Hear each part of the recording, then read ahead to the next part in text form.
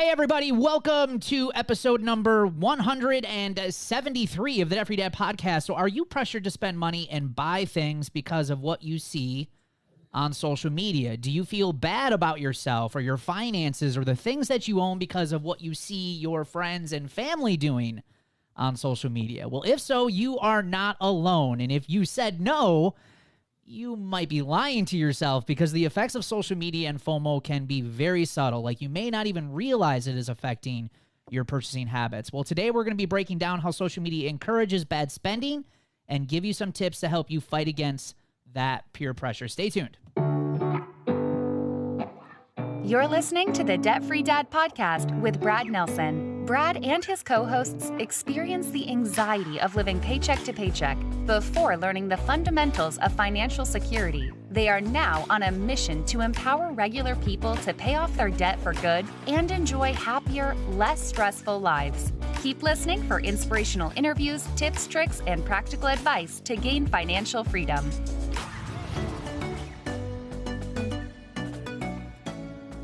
Hey, how is everyone doing today? You can find us on Facebook, TikTok, YouTube, and Instagram. Just search Brad Nelson, Debt Free Dad. And as always, welcome to today's show. And remember to get all the resources, show notes, and links for today's show. You can head over to balancesense.com/173. That again is BALANCEDCENTS.com/173. And today we are doing something a little bit different. And we have one person watching us live right now. We have one fan. To that one person that's out there watching us live right now, we love you. We don't know who you are. But and it's Ryan. It's probably not. So if you're listening to the recording of this, we are getting our audience more involved with our podcast episodes. And tonight is our very first trial of recording live.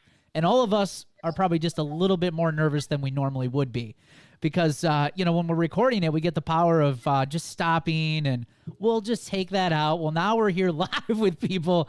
It's going to be interesting, but I'm excited. It's going to be good. We got a message from somebody. Someone's watching. Hello. Happy trees. Oh, too funny. But yeah, thanks for joining us live. And today's topic is all about purchasing habits as it relates to social media and FOMO. And guys, the first question I have for you guys in this group, and if you're watching this live, feel free to comment. We would love to know what you have purchased. But have you guys bought anything that you've regretted, or maybe was emotional, or maybe impulsive because of social media? Maybe a few 100 times. Okay, no, you got to tell us, give us an idea.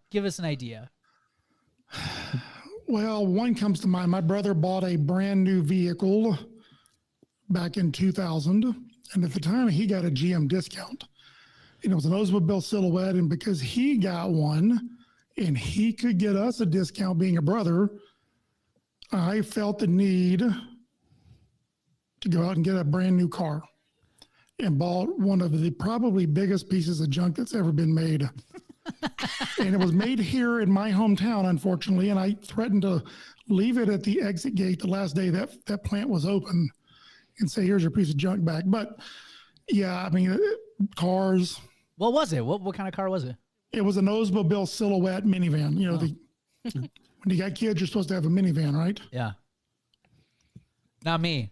Brad gets a Jeep. So. I got a Jeep. What about social media though, Chris? You have been debt free now for some time. Have you even still have succumbed to emotional purchases because of something you saw on social media?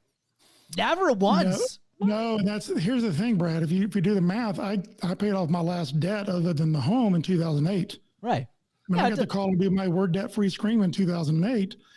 And back then it was really just Facebook and Twitter. And at that point, people my age didn't really post things on Facebook. In fact, I don't think I got a Facebook account till 2011. And that was only because I was working on my doctorate degree. And one of the classes that I was taking was online instructional technology. And he required us to have a Facebook page. Wow. So, by the time that social media became what it is today. I had been out of debt for a long time at that point, and I was so ingrained in my habits and my journey and what we were headed towards that it made it easy for me. But I certainly understand nowadays that social media, it's the new Joneses. Yeah. Well, I'm pretty impressed. I'm debt free, and I've made impulsive purchases on social media. Most recent one was a bubble bazooka for my daughter. If you guys haven't seen that on TikTok, it is freaking awesome. Cool. I mean, obviously I didn't go into debt for it. I paid cash for it, but it wasn't really a part of my plan. But I saw it and I was like, if I don't get this, I'll never see it again. And she's totally into bubbles. I mean, she's 4 years old. Bubbles are like everything to her. I'm trying to think of what else I bought. Oh, those little this was not really more impulsive, but it was because of social media. Those little spaceman, the little guy on TikTok. There's another one on TikTok. Does like the stargazing on the ceiling. Does like the galaxy type looking thing. I bought one of those for Noah because his sister got one and he was totally jealous of it and wanted it. And then I like kitchen gadgets. Oh, like, okay. Any good ones? I see little kitchen gadgets and I'm like, oh, I got to try that. And it's funny because I buy it and then my mom's like, "Ooh, I like that. Where'd you get that?" And then she's buying it, not planned at all. Now that you mention it, there is a YouTube channel other than Debt Free Dad that I follow. And every so often she cooks a recipe, the wife does, and she had this little chopper thing that would chop potatoes and celery, onions and bell peppers. And after watching her for about 1.5 years, I thought, I'm going to get one of those. Yeah. So maybe that counts. But here's the thing. It is probably one of the best purchases I've made in the last couple of years. Thing really works and we love it. Yeah. We've suggested it to other people. So maybe, Brad, there's an example. As long as I don't go buy a bubble gun. You would like you need the bubble gun for the ice cream shop. Really? Yeah. I mean, he's trying to influence me right here. Chris, think of the hype videos you can make with a bubble gun and ice cream. Oh, there you go. I mean, summer. I mean, nothing says summer like bubbles and ice cream, dude. Have it right outside the door, out front of the shop, blowing bubbles. That's right. Then people are going to be like, I want to go play with the bubbles. And then, oh, you have ice cream. They're going to I will ship you some ice cream and you just kind of ship me that bubble gun for a couple of days and then I'll ship it back and you tell the kids, I don't know where it's at. Get some deep. Here's some ice cream to enjoy. Yeah, get some deep dramatic hype music, slow motion. Yep. You're tempting me now. What do we have? We have a comment on the screen. What does that say? We got a comment. Yep. So I'm convinced social media can read your mind and then they send ads. I know they listen. Mm-hmm. It's crazy. I know. Isn't that nuts? They absolutely do. They're always listening. They say, I thot there was information that came out that said that they don't, but there's no way that they do. That just can't happen. Yeah. There's no way. Well, come on, with the Facebook, what's it called? Pixel? Yeah. Yeah. The Facebook Pixel. Yeah. That businesses install on their website. It's designed that way. It is. Yeah, we have one. I've got one, and yeah, I mean, as a business, we can track, and not as well as we used to because of the iOS updates with Apple. But I mean, yeah, we could track just about any sort of activity on the website using the Facebook Pixel. So yeah, I mean, it's pretty sophisticated. There's no question. But let's talk a little bit about FOMO. This is an article from Access Bank. It says, are you guilty of FOMO spending? It says FOMO spending refers to when fear of missing out adversely affects your spending habits, and it doesn't just apply to teens who want the latest fashion trends on TikTok.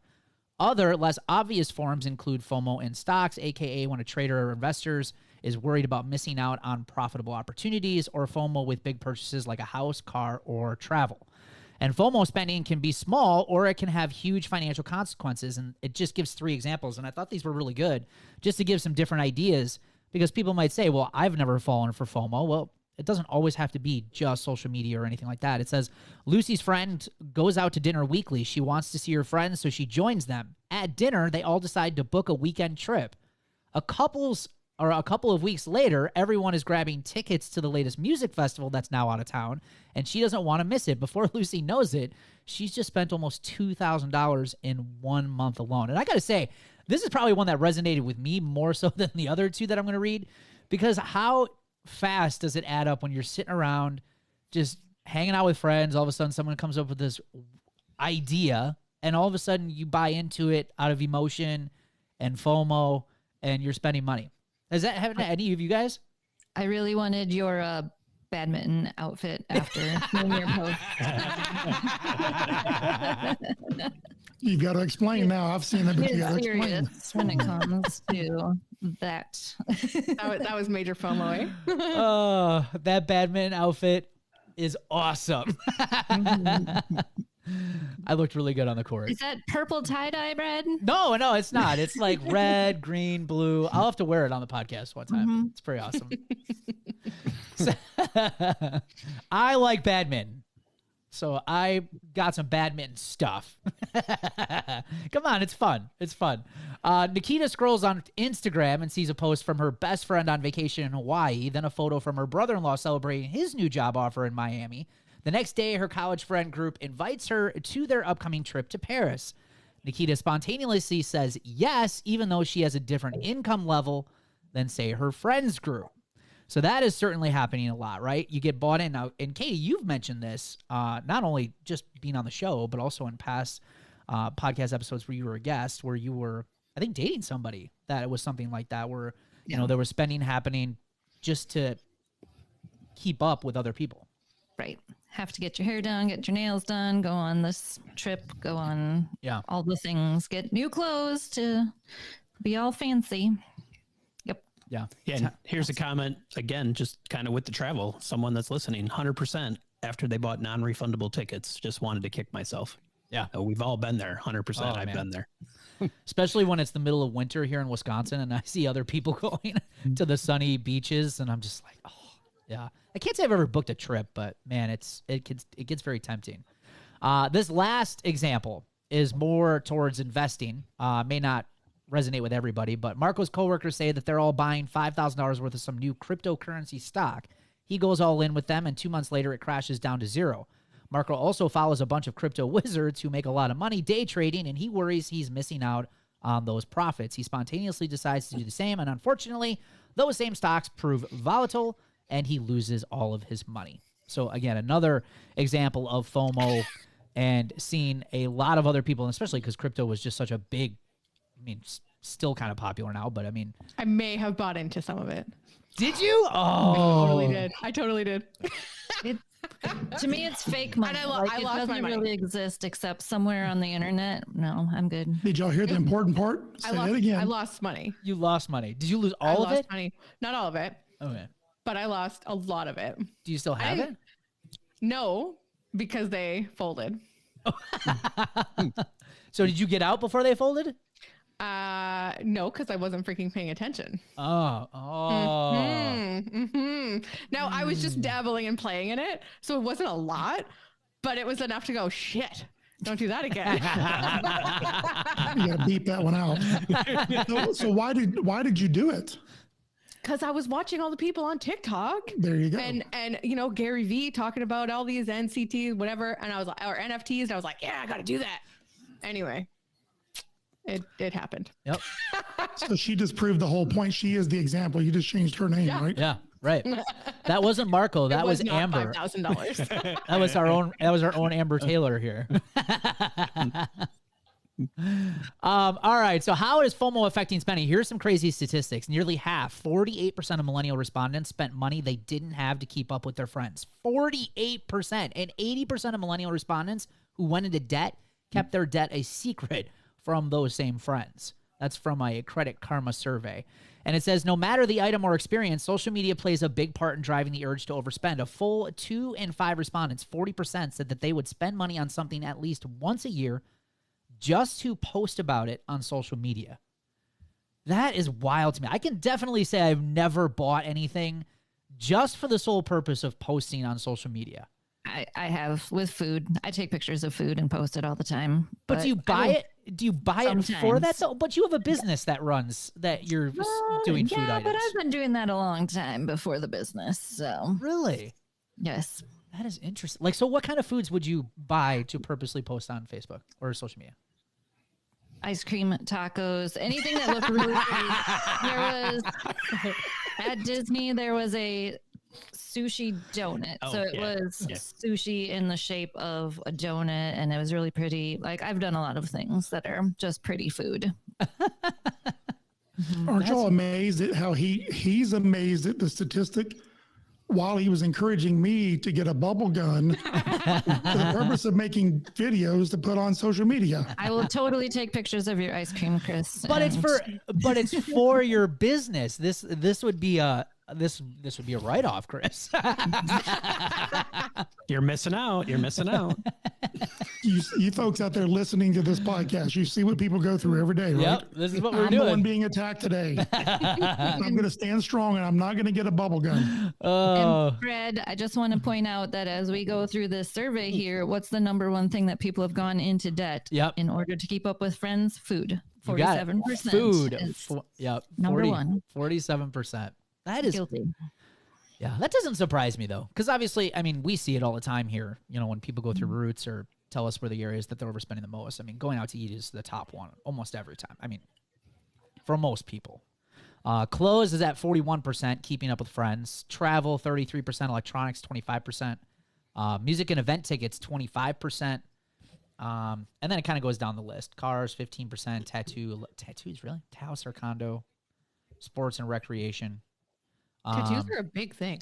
They are, but and they're very expensive. Yeah, but you see somebody like, on social media, like, look at this brand new tattoo I got, and it makes you like, oh, I need to get a new one. Yeah. Like it just does something to people. I'm surprised that one. House is below tattoo though. Yeah, I would think house would be up higher too. House or condo is only 9%. Yeah, but I'm not sure that people see that in the same context as these other things, because a house is to them an investment probably, and you've got to have a place to live. The one that sort of puzzles me but doesn't is the wedding. I would have thought that would have been higher, but maybe it's so low only because most people only get married once.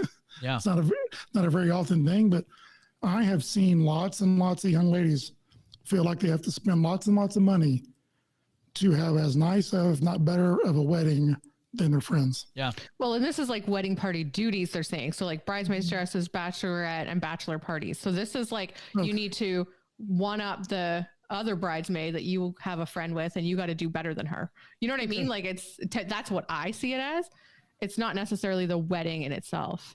But I've actually, and I've got, and Amber, you put this episode idea down, and I started already working on it a little bit, is there's actually people that I've worked with that aren't able to afford to be in the wedding. They're only being in the wedding because of FOMO, because they don't want to miss out, but it is putting them a lot further into debt, because it's a lot of money, the dress, or it's maybe a destination wedding. It's a lot. The shoes that you have to dye so they match the dress. Yeah. Yep. And you're only going to wear that outfit once and it's hideous and sits in your closet. Right. So. Yeah.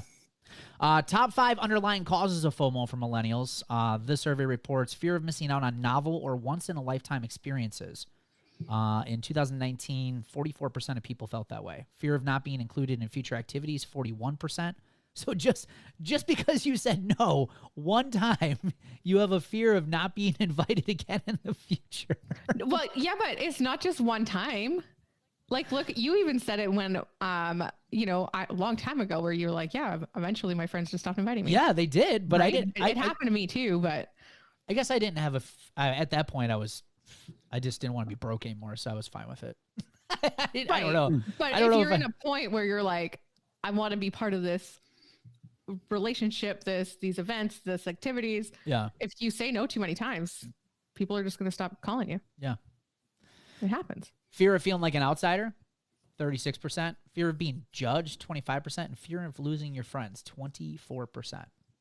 So yeah, FOMO plays a big role. But I think for a lot of people, seeing what others have can make you feel bad for what you have or what you don't have. And I think that's where social media, I think, plays the biggest role is, it can make you feel really crappy about your life if you're not careful. Because, again, it's a highlight reel. I mean, we're not posting all of, like, the negative things that are happening or, the bad day that we might have had. We're picking out the highlights and we're posting those, the fun things like tacos and ice cream. Right, Katie? I just saw this post today or yesterday that it's whatever people put on social media is like an apple that looks all nice and pretty and shiny on one side. It's looking into a mirror, but on the backside, someone's taking like a giant bite out of it and it's all like brown and everything. So it's like, that's really all social media is a filter of the pretty things, the highlights. So, yep. There's no question about that. So what would you guys suggest? Like, how are you guys combating this? I mean, you guys have all been on this journey for years now, and we all have been, and we have all saved and paid off a lot of debt as a combined group here. So what are some ways that you guys are protecting yourselves against this? What works good for you? I don't care anymore what other people think. Yeah. It's just like, this is how I am. Every time I leave the house, I spend money. So I just stay home. It's okay. It is. It's like every time you leave the house, it's $100. I mean, seriously. Minimum 40. Minimum. Walking out the door will cost me $40. Yeah. Yeah. Getting gas. I mean, it's expensive. But yeah, I mean, I think, so what has replaced that feeling though? Now, I mean, because as a single person, you're coming up on 5 years or 6? 5? Yep. 5 in July. 5 in July. Okay. Peace of mind and calm, not stressed. Like, I'm okay with that. I've got choices now. I didn't used to feel like I had choices when I did things. So, yes. Do you think you've also gained like this just ability that you just don't care what other people think anymore? Oh, yeah, for sure. That probably in the last 8 years has been a big changing point. So once you hit 40, like you just don't really care anymore. Yeah. I'm the same way. I don't care. I don't.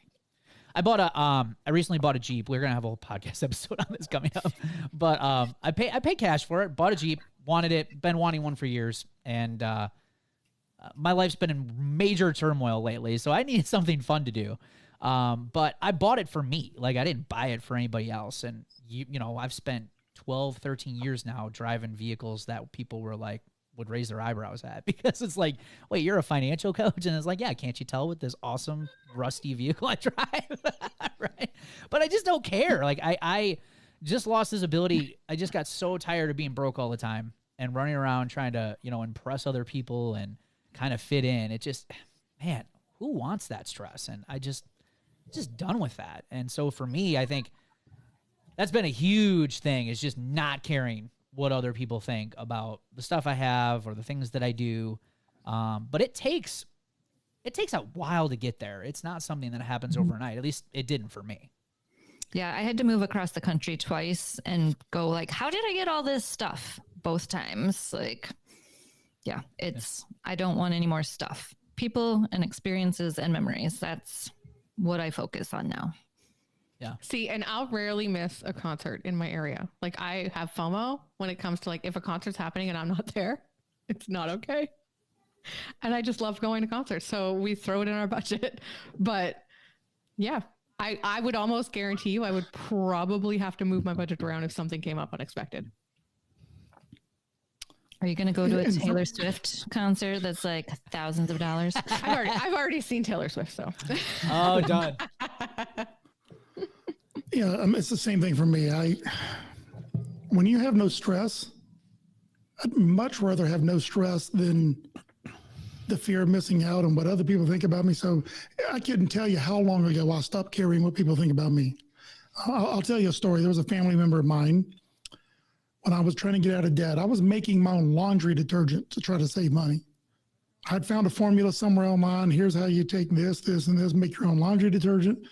And this family member laughed at me and laughed at me. And then about 5 years later, they asked me for financial advice as they were wanting to file for bankruptcy. Yeah. So you got to be true to yourself. And there's an old saying, and hopefully I won't butcher this. If the Smiths knew how much trouble the Jones had keeping up with the Bills, the Smiths wouldn't try to keep up with the Jones.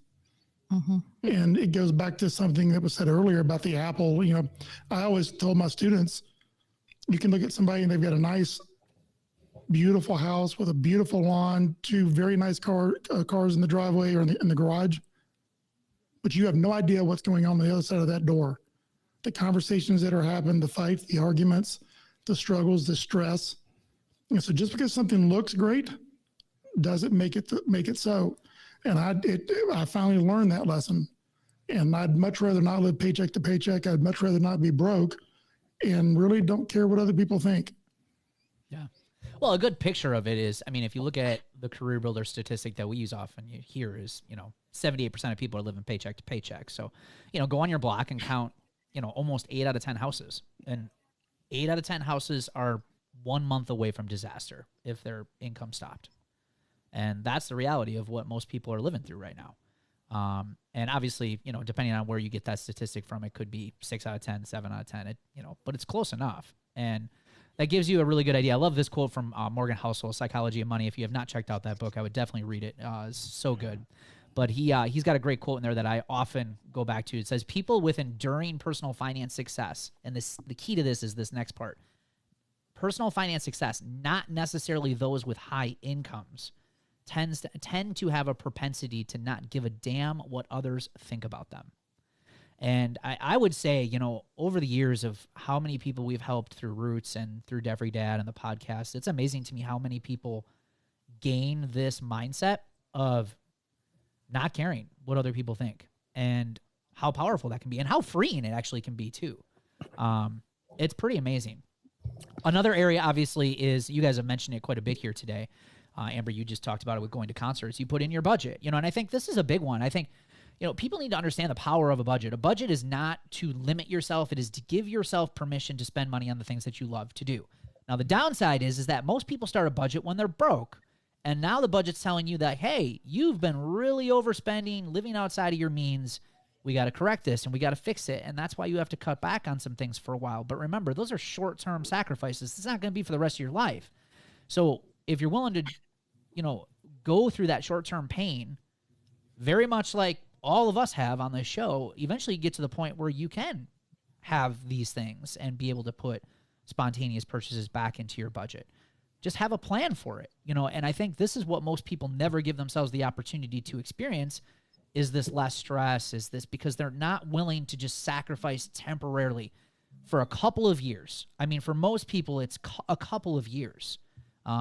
Katie, you're going on 5. I mean, this is like a marathon for you, but you're getting there. Like you're 29,000, you said? Yep. And I've paid off $113,042. Yeah. That's incredible. But think about how much that's going to change Katie's life. But yes, did it take her 5.5, 6 years eventually to get to that point? Yeah, but now she gets to spend the rest of her life not having to worry about any of that stuff anymore.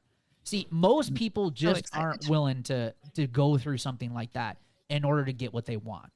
And it's through that journey, though, I think is where the transformation happens. It's where the mindset changes. It's where, you just start to think differently about life, about money, what's important, what brings you happiness, what are the things that you need in your life. I don't know. That's what worked for me.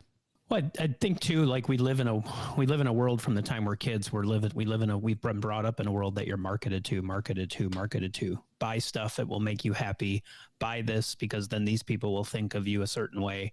Watch any new car commercial right now. It's not about selling you the car. It's about selling you the idea that you driving that car will make people think differently of you. And it's Who watches commercials anymore? Yeah, exactly. Yeah. But once you break free from that, and I think for us, it's like this was what helped us like not care anymore what people think, is like, because once you get on the other side of that, you just realize that you become educated on that. And up to that point, for the first 40 years of my life, I was just kind of what the marketing team has created, just a mindless drone spending money, trying to do what they taught me to do to keep up with everybody else. And once you break free from that, you suddenly I don't care suddenly what people think anymore, because it's all a scam. It's just a way to keep you spending money. And I will say this, I don't do much social media. Most of what I do is for my business, but I would encourage people to look at the friends that you have, or followers, or whatever the various terms are. Most of them are probably people that you don't really interact with or haven't interacted with since high school or something. So it's a very small amount of people, I would think, this is my opinion, strictly my opinion, very small amount of people that you have on your social media that are maybe true friends. And just don't spend as much time on social media. Don't pay attention to the vast majority of people that are your friends. Who cares what they're doing? Because at the end of the day, they're not going to care about what you're doing. And just try to be yourself and limit the screen time. We used to say that with kids, right? With the VHS and the DVDs, and limit the screen time. Well, it's the same thing now with the social media. Is the less that you're on there, the less you see. And the less you see, the less fear you have of missing out. I don't know. What do y'all think? I totally agree. But I will say TikTok makes me laugh. I don't know. I like my screen time. So That's what I'm saying. I think it's hard to say, because I agree, limiting social media would be an easy solution. But the reality is that's not going to happen for most people. So it's like, how can you come up with ways to, defend against, FOMO and fear of missing out? I think just being aware of it, I think, is a big part of it, and having a budget, having a financial plan for your life, being able to say that's cool and, swipe up to the next one. Unless it's an awesome bubble bazooka, but really, you could save said video and then go back to it 24 hours later if you really, really, really feel you need it. But chances are you're going to forget about it in 24 hours. Right. Absolutely. Or you're going to completely swipe and lose it forever and never see it again, because that's what always happens to me. So. Oh, that's the worst. I hate it when I do that. Sometimes I'll do that with my wife. You can go back and see your history, right? Yeah, but I'll like swipe the wrong way and then it's gone. I'm like, oh, it's gone. I'm never going to find that again. And it was really funny. Was it on TikTok though? Yeah. Well, yeah. Any social media, anyone like Reels or TikTok. Or well, any on TikTok, those. yes. I just learned this too. Someone just told me this. You can go back to your watch history. And you'll be able, and it's not fun to go back because you're like, holy crap, did I watch a lot of this? But it's there. I only do the Facebook Reels. I do not have actual TikTok, so don't go. Just stay off of it. I won't. All right, we're going to take a quick commercial break and be back with celebrations. So the Totally Awesome Debt Freedom Planner is helping so many people make consistent progress with their finances. Whether that be building emergency funds, paying down bills, budgeting, tracking paydays, saving up for larger purchases, goal planning, and planning for those irregular yearly expenses that always seem to catch you by surprise. Now, the Debt Freedom Planner will help you take the stress out of managing your money. And if the thought is running through your mind, hey, I just need to have a simple tool to get my finances together, this planner is perfect for you. Head over to therealdebtfreedad.com, click on the Debt Freedom Planner in the menu at the top of the page, and order your Debt Freedom Planner today. Let's talk about debt, baby. Let's talk about your money. Let's talk about all the good things, all the bad things that make me. Let's talk about debt. And that sound means it's time for the celebrations of the show. First, we have Tina Alstrom. I wrote down all my bills and balances and interest rates so I can see it on paper. Got my planner out and going to start on that. I have stuff listed for sale online and several pending pickups. I got rid of Xfinity cable, taking the boxes back today. So I've knocked over $100 of TV and internet off their bill. Yeah, that is awesome. Those are some awesome action items, Tina. And think about that for the year. That's $1,200 saved. And think about time not watching TV. Just don't go on TikTok. All right. Don't change it out. But awesome job, Tina. Antoinette Goodwin paid off another credit card account, and my credit score also increased. So Antoinette, good for you. Congratulations. And I believe that Shannon Marie doubled her emergency fund. Yes, that is awesome, Shannon. Great job. Mary Southard, unexpected car repair, but she's got this. It sucks. We know it does. Oh, it sucks. Some days, not sure if she'll ever get to freedom, but she's not going to go into debt. So she's focusing on that accomplishment. Way to go, Mary. Yeah, way to go, Mary. Hillary Lalone. I have not used any credit cards in 3 months. Yeah, that is huge. Talk about a behavior and habit change. Those are some great wins when you can kick the credit card use. So awesome job, Hillary. And awesome job to you guys. And thanks for all of you who joined us live here today for our very first live episode. We're going to be hoping to do more of these here today. And as you guys know, if you're just getting started with our podcast, or maybe you've been listening for some time and you're interested in how you can get started on the road to financial freedom, go visit our website at balancesense.com. Sign up for my free Life Without Payments workshop, where I'm actually going to show you the first steps that have helped tens of thousands of people just like you and I kick financial stress and worry for good. Take care, guys.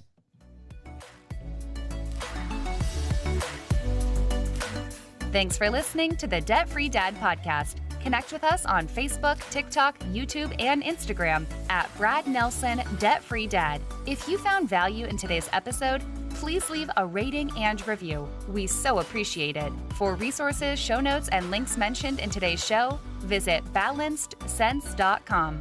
That's balancedsense.com. Catch you next week.